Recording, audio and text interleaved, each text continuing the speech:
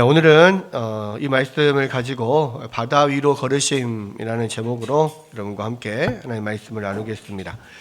자, 오늘 본문 말씀에 나오는 이 예수께서 갈릴리 바다 위로 걸어오신 이 사건은 요한복음에 나오는 7가지 표적 중에서 5번째 표적입니다.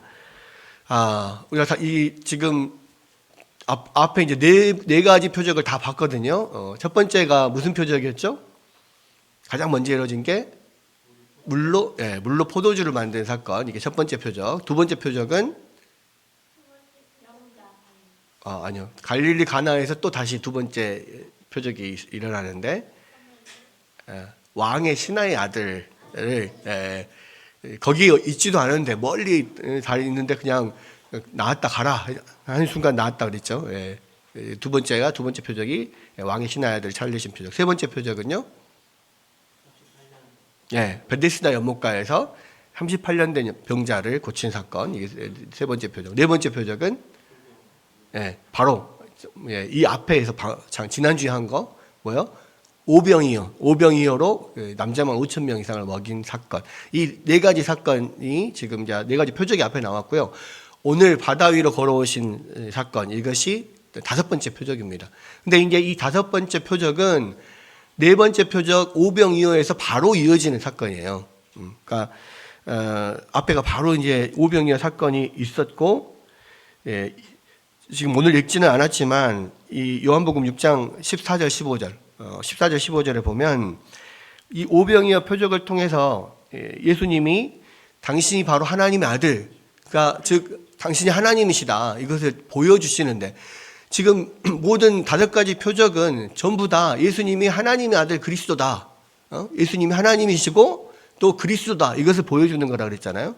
근데 지금 계속 이 표적을 통해서 인간으로서 할 수 없는 일들을 계속 보여주시면서 당신이 하나님의 아들이심을 믿도록 계속 이야기를 하고 있어요.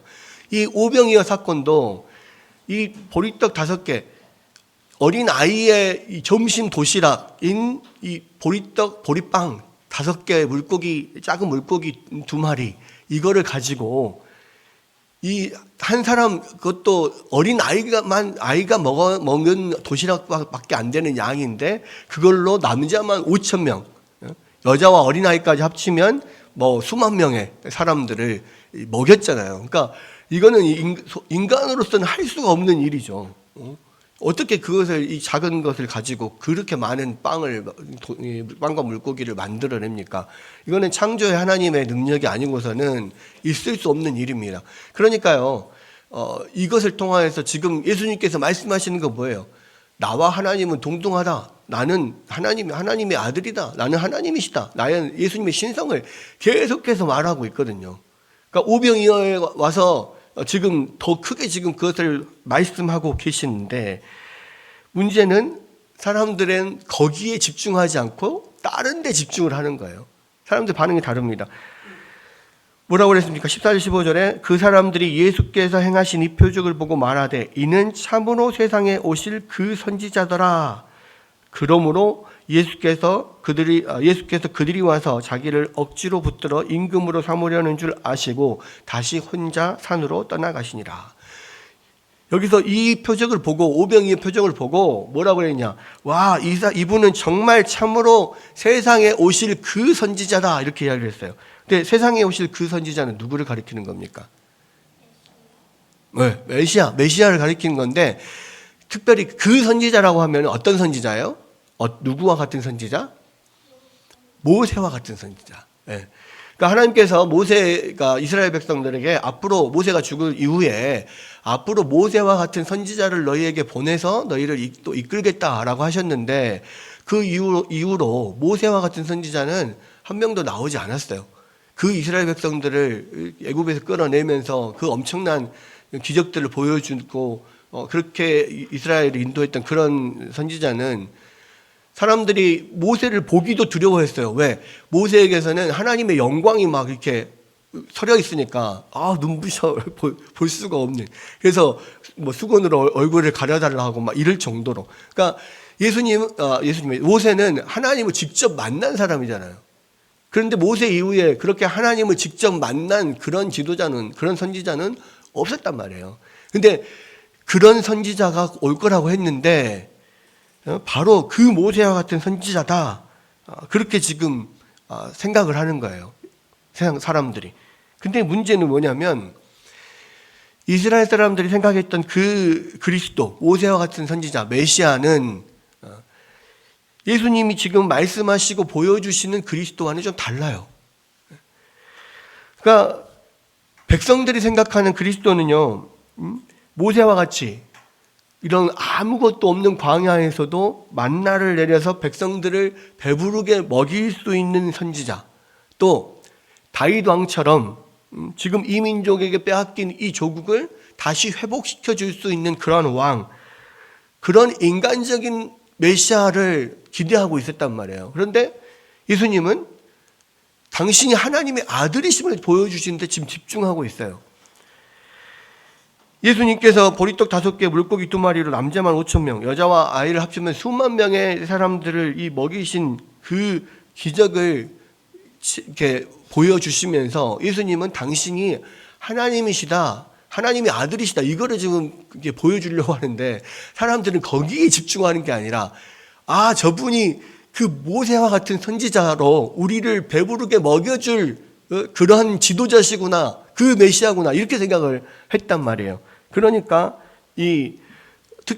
비슷하잖아요. 이 모세가 이 아무것도 없는 광야에서 하늘에서 만나를 내려서 40년 동안이나 그들을 먹인 것처럼 예수님도 이 아무것도 없는 광야에서 이 오병이어로 이 수만 명의 사람들을 먹이시니까 바로 그 모세와 같은 선지자가 예수님이고, 예수님을 왕으로 삼으면 우리가 날마다 배부르게 살겠구나, 이 생각으로 예수님을 왕으로 막 추대하려고 했다는 겁니다.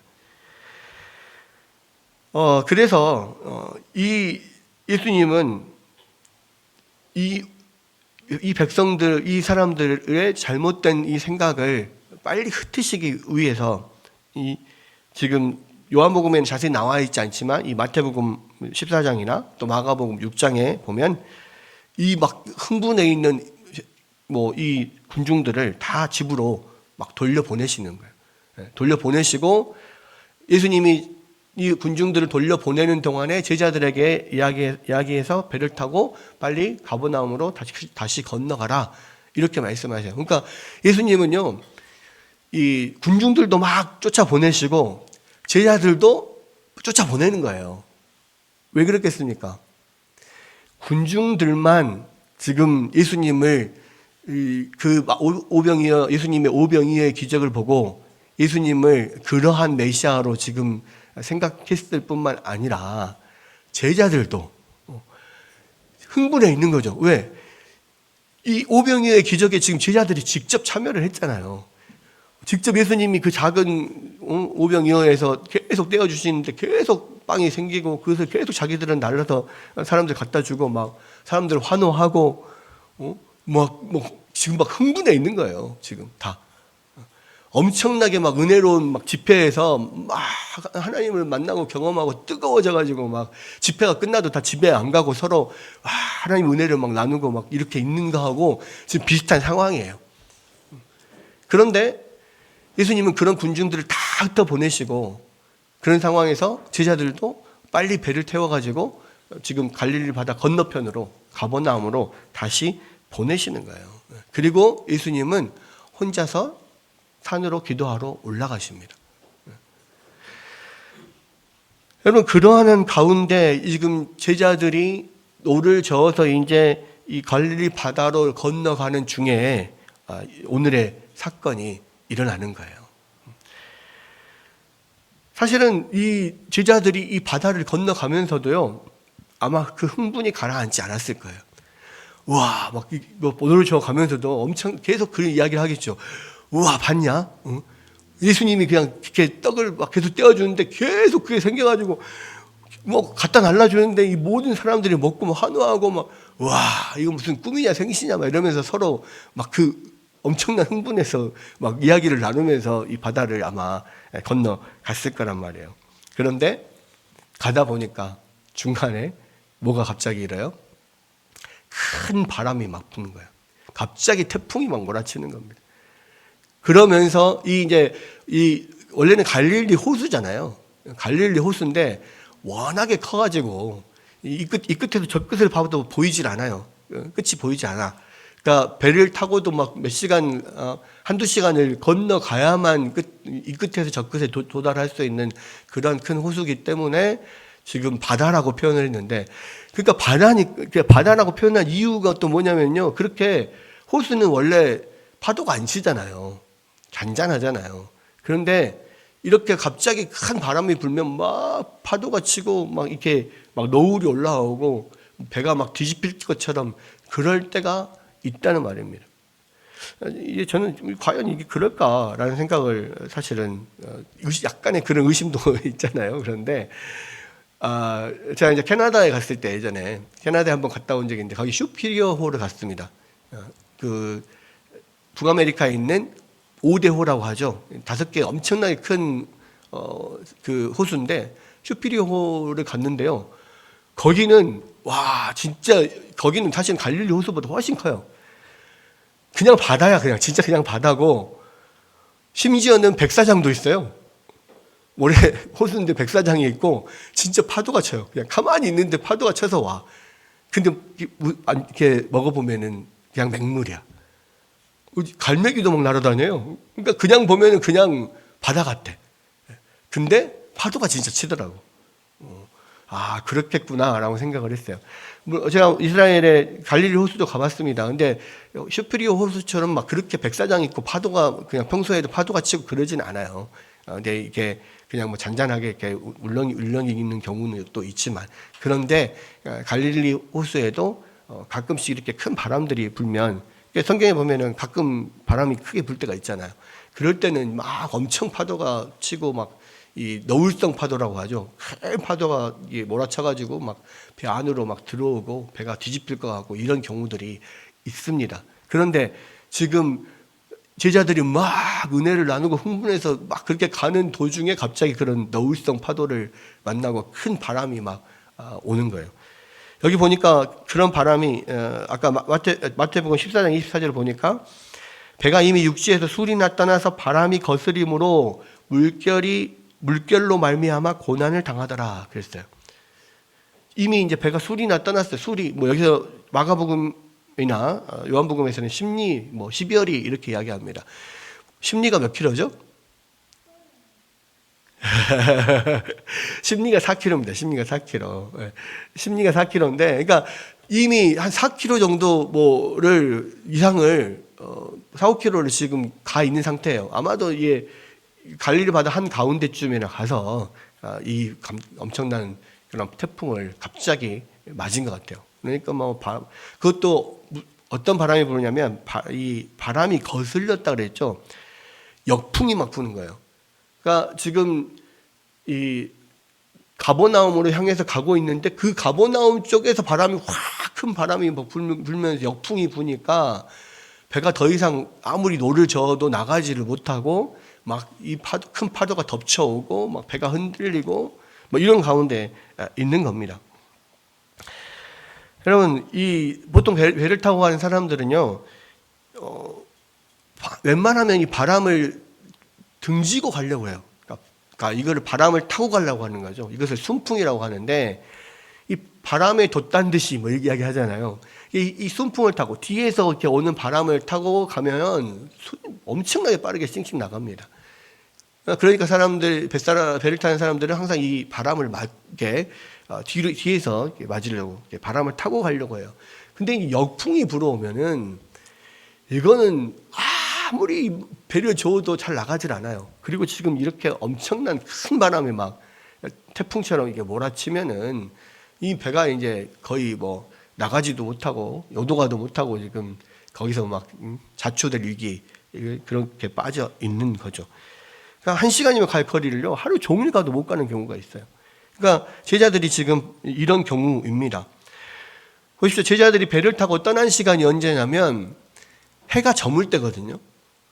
해가 저물 때면 보통 우리가 6시를 기준으로 잡습니다. 6시에 해가 지고 아침 6시에 해가 뜬다고 생각을 하면 이 저녁 6시부터 아침 6시까지 해 지면서 해 뜨는 때까지 밤 시간을 4개로 나눠요. 그래서 1경, 2경, 3경, 4경 이렇게 표현을 합니다. 그래서 3시간씩 나눠서 6시부터 9시까지는 1경, 9시부터 12시까지는 2경, 12시부터 3시까지, 새벽 3시까지는 3경, 그다음에 새벽 3시부터 6시까지가 4경입니다. 그러니까 밤 4경이 지금 밤 4경쯤 되었다 그랬잖아요. 그 4경이 언제냐면 이미 3시가 넘은 시간이에요. 서너 시, 요 정도, 새벽 시간. 지금 해가 저물 때 출발을 했는데 밤 4경에도 지금 도착을 못한 거예요. 그러니까 지금 몇 시간째 이루고 있는 겁니까? 지금 거의 한 9시간? 네, 9시간 이상을 지금 거기서 지금 바다에서 지금 헤매고 있는 거죠. 아마 기진맥진하고 녹초가 돼서 거의 이제 이 죽을 때쯤 죽겠다. 이제는 죽겠다 싶을 때 그때 예수님이 물 위를 걸어서 그들에게 찾아오시는 거예요. 여러분 근데요, 이 제자들이 구태여 바람을 막 이렇게 거슬러 가는 이유가 뭡니까? 왜 지금 제자들이 바람을 막 거슬러 가죠? 예수님이 가라고 그랬잖아요, 거기로. 가버나움으로 가라고 그래서 그 가버나움으로 가기 위해서 지금 막 역풍을 맞으면서 계속 가고 있어요. 만약에 그냥 거기서 안 되겠다 되돌아와 버렸다면 뭐 어려움이 없겠죠. 왜? 바람이 아무리 세게 불어도 그건 순풍이니까 그냥 바람 타고 쑥 다시 돌아와 버리면 금방 와요. 그런데 왜 그들이 어려움을 겪고 있어요? 물론 돌아갈 길도 이미 너무 많이 와버렸긴 했어요. 이미 몇 킬로를 와버렸고 술이나 떨어졌다, 10리 이상을 떨어졌다 그러니까 돌아갈 길도 깝깝하긴 합니다만은 그것도 한밤중이니까. 근데 그래도 되돌아가면은 순풍이니까 금방 갈 수 있어요. 근데도 불구하고 제자들이 왜 가버나움으로 역풍을 맞으면서 그렇게 막 계속 꾸역꾸역 가고 있냐고요. 예수님이 가라고 했으니까.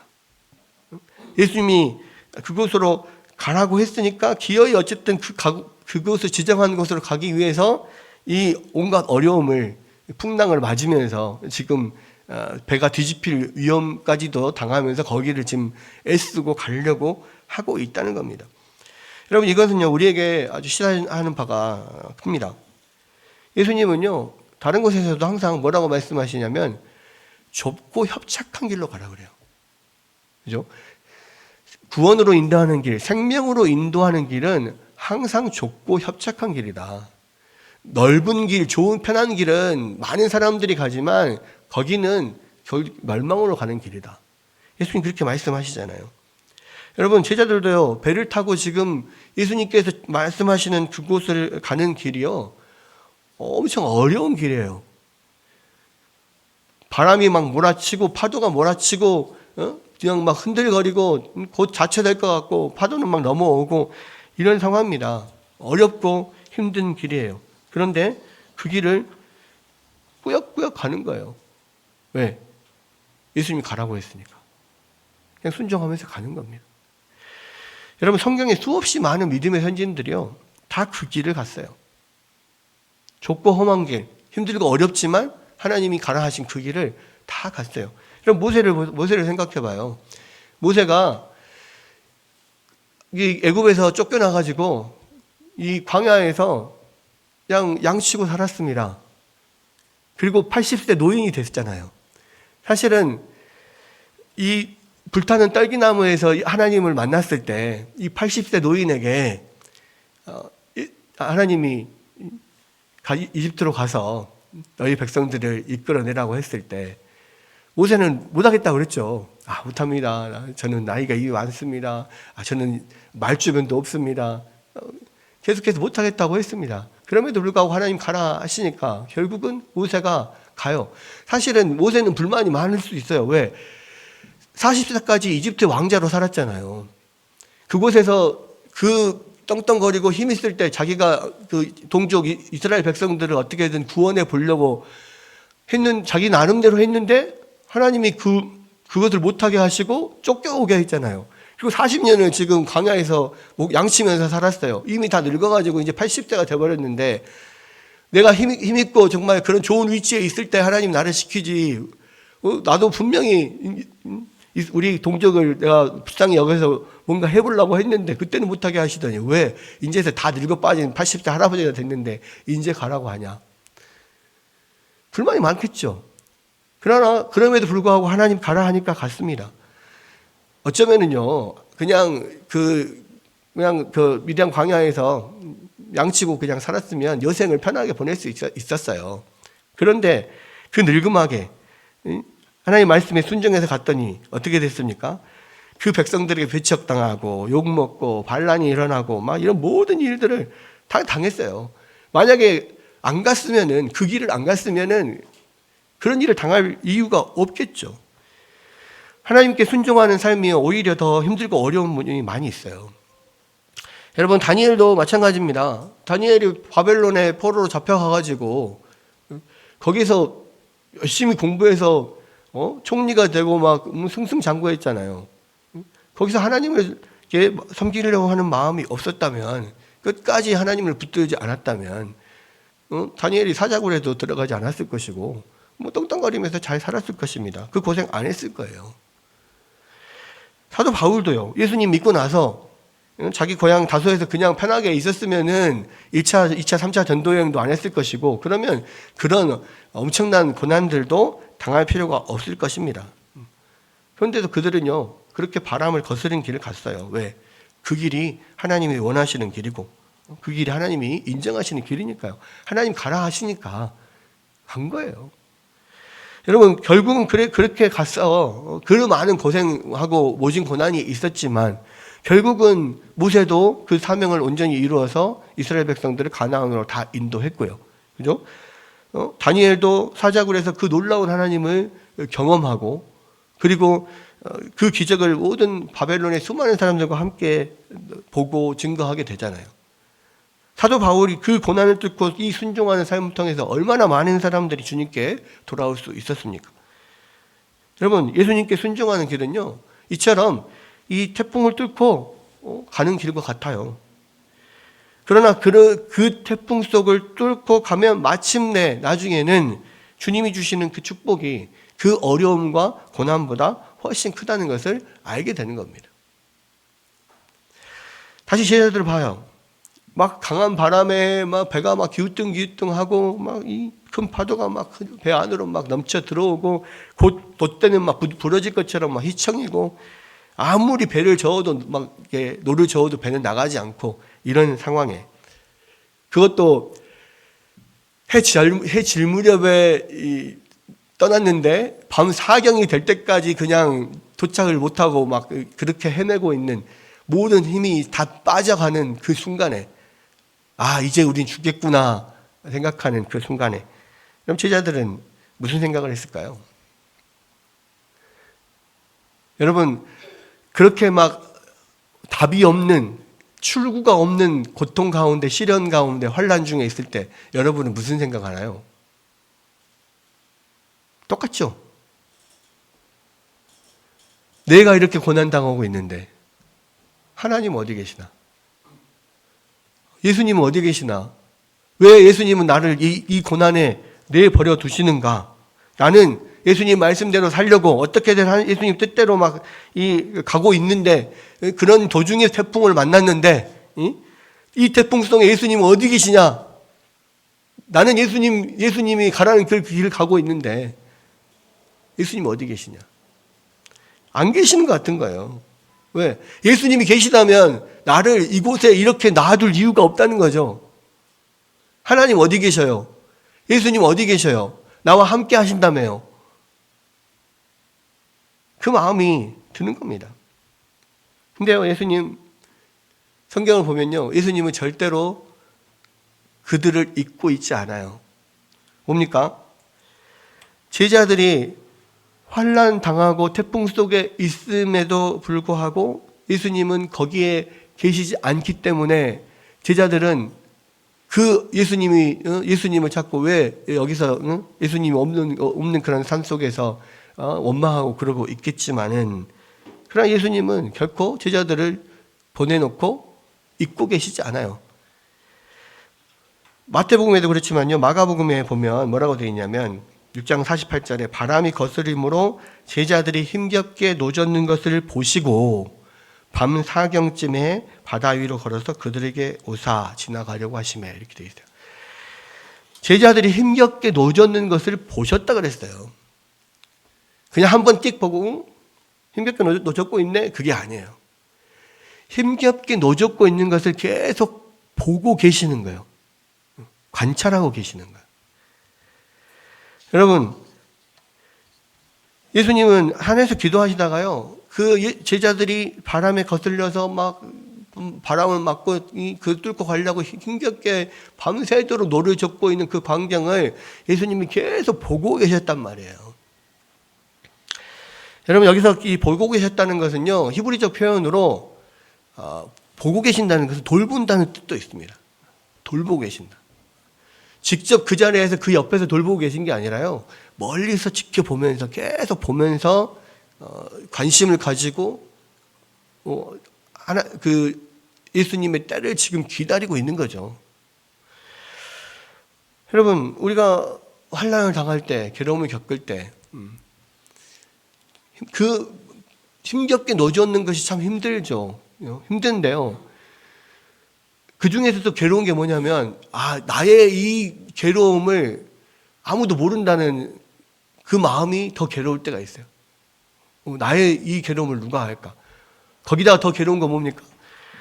도대체 이 괴로움 가운데 하나님 어디 계시냐? 이게 정말 힘들 때가 있어요. 출구가 없는 그러한 시련 속에서, 출구가 보이지 않는 그런 곳에서 왜 하나님은 나를 혼자 놔두시나? 하나님은 도대체 이 시련도 지금 예수님이 가라 해서 지금 간 것이잖아요. 가버나움 가라 해서 그렇게 가고 있어요. 그렇게 애를 쓰고 있단 말이에요. 그런데도 불구하고 예수님은 오시지 않아. 그럴 때 여러분, 그때 되게 마음이 하나님 나를 버리셨나? 하나님 나를 더 이상 사랑하지 않으시나? 왜 그렇다면 이 고난 중에 나를 그냥 버려두시나? 이런 생각을 하게 되는 거예요. 그런데요, 성경에 보니까 뭐라고 합니까? 그 시간에요, 예수님이 멀리서 보고 계신 거예요. 예수님께서 제자들의 힘겹게 노젓는 것을 계속해서 보고 계시는 거예요. 여러분, 이 고통이 언제 끝날까? 예수님이 나를 보시지 않는구나 생각하지만, 예수님이 나와 함께 하지 않는구나 생각하지만, 예수님은 계속해서 멀리서 우리를 바라보고 계시는 거예요. 그러면 왜? 우리가 그렇게 힘들고 어려운 가운데 있을 줄 알면 빨리 오셔서 우리를 도와주시면 되는 건 되지. 왜 굳이 완전히 기진맥진 모든 힘이 다 빠질 때까지 밤 사경이 돼서 새벽 3, 4시까지 힘겹게 노를 저으면서 막 고통을 겪게 그냥 내버려 두시냐는 말이에요. 그럼 그 이유는, 첫 번째는 그 과정이 꼭 우리에게 필요하기 때문에 그렇습니다. 로이드 존스 목사님은요, 이것을 거룩한 육이라고 표현해요. 거룩한 육이. 내버려 두는데 그것이 거룩한 내버려 둡니다. 그러니까 하나님은, 성경은 계속 말하죠. 하나님은 결코 당신의 자녀들을 버리지 않으신다. 계속해서 그렇게 말해요. 그런데 때로는 우리가 하나님의 자녀들임에도 불구하고 우리가 버림받았다라고 느낄 때가 있다는 말이에요. 왜? 고통 가운데, 시련 가운데 아무리 소리쳐도 하나님이 대답하지 않으실 때가 있어요. 하나님이 움직이지 않으실 때가 있단 말이에요. 근데 그때가 거룩한 육이라는 겁니다. 여러분, 그런데 왜 하나님은 그렇게 고통 가운데 있는데 움직이지 않으실까요? 거룩한 육이를 하실까요? 그게 꼭 필요하니까 그래요. 그 과정이 꼭 필요하니까 그래요. 그래야만 성숙해지니까 그래요. 여러분, 우리나라 부모들은 약간 그 자녀들을 키울 때요, 약간 기다려주는 게 좀 부족해요. 자녀들이 넘어지면 바로 달려가서 왜 괜찮냐? 어디 아프냐? 안 다쳤냐? 걔 괜찮아 막 이렇게 한단 말이에요. 그런데 이스라엘의 부모들이나 또는 유럽의 부모들이나 이런 부모들은요, 자녀들이 넘어졌을 때 그렇게 호들갑 떨면서 막 가서 막 이렇게 세우지 않아요. 자기들이 일어날 때까지 기다립니다. 그것을 왜 그렇게 기다릴까요? 그렇게 넘어질 때마다 가서 막 으우 하고 막 가서 일으켜주고 하면 그냥 응석바지가 되는 거예요. 고난을 당했을 때 자기 스스로 일어날 힘이 없이 누군가가, 부모가 와서 막 나를 일으켜주기를 바라는 그런 응석바지로 계속 자라게 되는 거예요. 그런데 이스라엘 부모나 유럽의 부모들은 기다려요. 혼자 일어날 때까지. 일어나면 위로해주고 치료해주고 괜찮다 이렇게 해주는 거죠. 근데 왜 그렇게 하냐면 이 아이가 성숙해지기 위해서 그래서 기다려주는 거예요. 꼭 그게 필요하니까요. 여러분 그런 이야기가 있잖아요. 나비가 이 번데기에서 이제 막 탈피를 하고 막 나오려고 할 때 그것을 이 껍질을 막 뚫고 막 애를 쓰고 나오는데 그 시간이 엄청 오래 걸려요. 너무너무 막 힘들게 나온단 말이에요. 그러니까 어떤 사람이 너무 그렇게 애쓰는 것을 보고 짠한 마음에 쉽게 나올 수 있도록 그 번데기를 살짝 열어줬어요. 조금 더 나비가 더 쉽게 나오라고. 근데 그랬더니 어떤 일이 일어난지 아십니까? 그렇게 나온 나비가 날지를 못해요. 무슨 이야기냐면 그 껍질을 혼자서 막 용을 쓰고 시간이 오래 걸려도 용을 쓰고 막 거기서 빠져나오는 그 시간 동안에 날 수 있는 날개의 근육이 생기는 거예요. 그래서 그렇게 용을 쓰고 오랜 시간이 걸려서 그냥 자기 스스로 뚫고 나와야만 하늘을 날 수 있는 날개에 그 힘이 붙는 건데 그러니까 그렇게 용을 쓰는 시간이 힘이 붙는 시간인데 그것을 불쌍하게 보여서 짠하다고 그 사람이 열어주면 나오기는 나오는데 날지를 못해요. 여러분 그래서 그냥 놔두는 거예요. 보면 짠하죠. 근데 그 시간이요 근육이 붙는 시간이에요. 날개에 힘을 받는 시간이라고. 제자들이 지금 배를 타고 가면서 그 광풍과 큰 바람과 싸우고 막 거기서 몇 시간을 동안을 기진맥진 탈진할 때까지 그렇게 이 바람과 파도와 사투를 벌이고 있는데도 예수님께서 지켜만 보고 계시는 이유는 그 과정이 제자들에게 필요하기 때문이에요.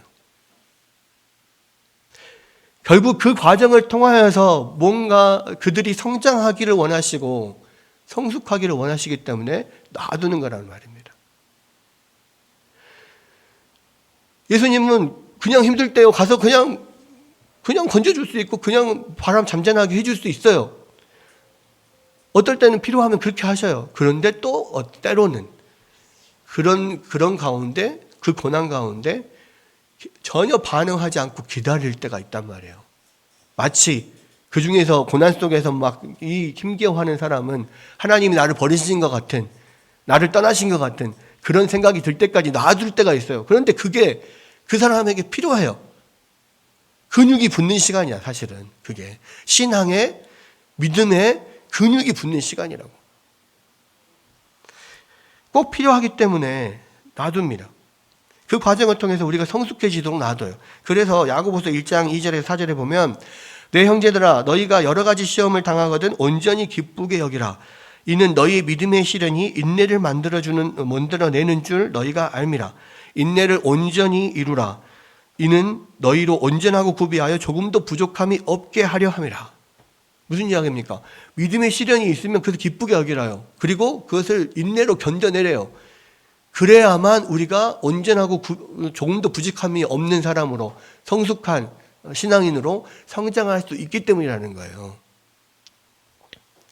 여러분, 그래서 첫 번째는요, 그 과정이 꼭 필요하니까 놔두는 겁니다. 두 번째는요, 하나님은 그 무한한 지혜와 사랑을 가지고 가장 적절한 시기에 가장 좋은 방법으로 역사하시는 분이기 때문에 그래요.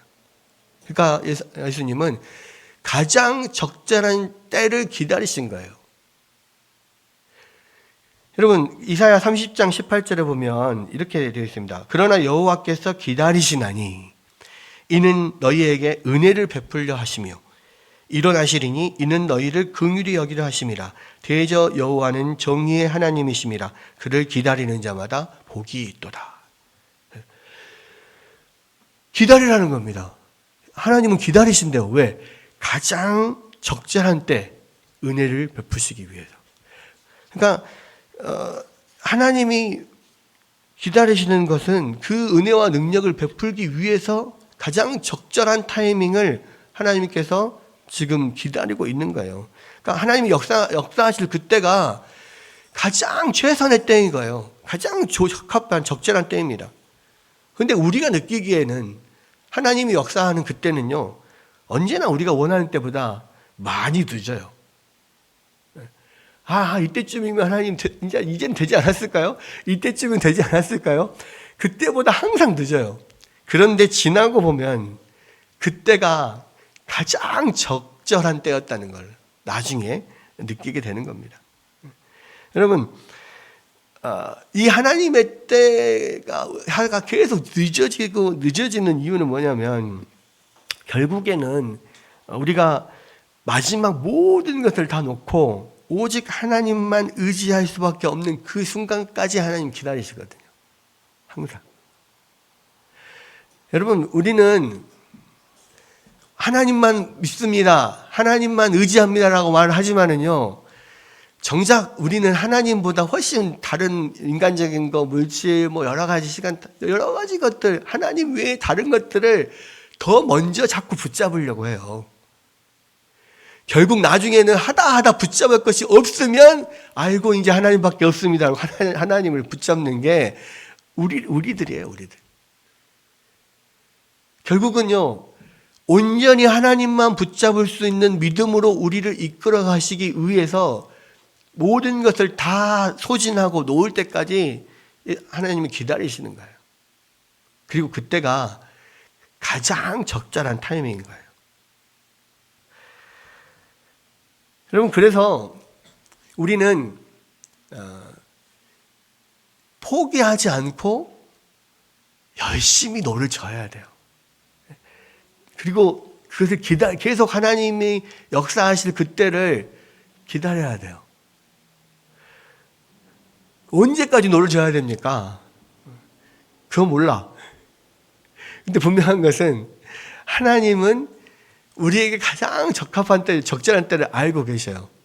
그리고 우리가 진짜 하나님만 딱 붙들 그때에 하나님은 우리에게 역사하시는 거예요. 그래서 갈라디아서 6장 9절에 보면 뭐라고 하냐면, 우리가 선을 행하되 낙심하지 말지니 포기하지 아니하면 때가 이름에 거두리라. 그러니까 이게 다른 말로, 이게 선을 행하되 낙심하지 말지니, 그 말은 뭔 말입니까? 선을 행하면서 낙심할 때가 많다는 말이에요. 하나님의 길로 갈 때마다 정말 포기하고 싶을 때 정말 낙심될 때가 많다는 말이에요. 그런데 그럴 때 포기하지 말라는 거예요. 네. 포기하지 아니하면 때가 이름에 거두리라. 하나님의 때는 반드시 온다는 겁니다. 힘겹게 열심히 노젓고 있으면 예수님의 때, 예수님께서 반드시 오신다는 거예요. 그러면 열매를 맺게 된다는 거예요. 우리는 좀 빨리 오셨으면 좋겠죠. 그런데 우리가 원할 그때는 사실은 가장 적절한 하나님의 때는 아니야. 결국은 막 너무너무 힘겨워하고 포기하고 싶을 때, 그때까지 그래도 열심히 노를 젓고 있으면 하나님의 때가 임하고 하나님께서 반드시 우리 가운데 오시고 그리고 열매를 거둘 수 있다라는 겁니다. 여러분, 밤은 사경이 돼서야 예수님이 바다 위를 건너서 제자들에게 오셨어요. 예수님은 꼭 이 마지막 순간에 이렇게 진짜 완전 포기하기 직전에 예수님은 그때 오셔요. 그때가 가장 적절한 타이밍이니까 그렇게 오시는 건데, 여러분, 이렇게 인생의 태풍을 맞으면서요, 마지막 끝까지 예수님께 순종해 본 적이 없으면 이런 바다 위로 걸어오시는 주님을 만나지 못합니다. 여러분, 주님이 정말 주님이 내 삶 속에서 역사하시구나, 이것을 크게 느끼지 못해요. 주님께서 가라는 그 길을 끝까지 걸어가다 보면 힘들고 어려운 가운데 결국에는 바다 위로 걸어오시는 예수님을 만나게 되는 거예요. 예수님이 가버나움으로 가라고 했기 때문에 끝까지 역풍을 맞으면서 그 파도와 그 바람을 맞으면서도 또 배를 계속 노를 젓고 그 길을 갔기 때문에, 끝까지 갔기 때문에 마지막에 예수님이 물 위로 걸어오시는 기적을 볼 수가 있었던 거예요. 여러분, 예수님 뜻대로 온갖 어려움을 뚫고 나가는 그게 없으면 절대로 기적의 예수님은 우리의 인생에서 만날 수가 없습니다. 근데 그 기적의 예수님, 그 바다 위를 걸어오시는 그 정말 하나님이시구나, 당신은 정말 하나님의 아들 그리스도십니다 라고 비로소 제자들이 그 예수님께 엎드려 절했다고 했잖아요. 여러분, 이 과정이 없었으면은요, 제자들도 그 오병이어를 먹은 그 군중들과 여전히 똑같은 생각에 머물러 있었을 거예요. 지금 예수님이 그 군중들을 다 쫓아보낸 이유가 뭡니까? 예수님은 분명히 오병이어를 통해서 나는 하나님이다, 하나님의 아들, 나는 하나님과 동등한 그 신성을 가진 존재다라고 분명히 오병이어를 통해서 보여줬는데 사람들은 그거를 보지 않았다니까요. 우리를 배불릴 왕이다, 이렇게만 생각했다고요. 그런데 제자들도 그 생각에서 벗어나지를 못했어요. 똑같이 흥분해가지고 막 배를 젓고 가버나움으로 가면서도 똑같은 그런 생각을 갖고 있었어요. 그런데 그 가버나움으로 가는 그 배 안에서, 그 갈릴리 호수 안에서 그 파도와 이 큰 태풍과 씨름하면서 밤새도록 시달리고 싸우다 보니까 결국은 바다 위로 걸어오시는 예수님을 보고 그제서야 비로소 정말 예수님이 하나님이시구나, 이 하나님의 아들이시구나, 그거를 깨닫게 된 거란 말이에요. 이것이 있기 때문에요, 이제 가버나움에 도착해서 그 갈릴리 호수 반대쪽에서 그 오병이어를 먹고 배불러서 흥분해 있었던 그 군중들이 가버나움으로 다시 모입니다.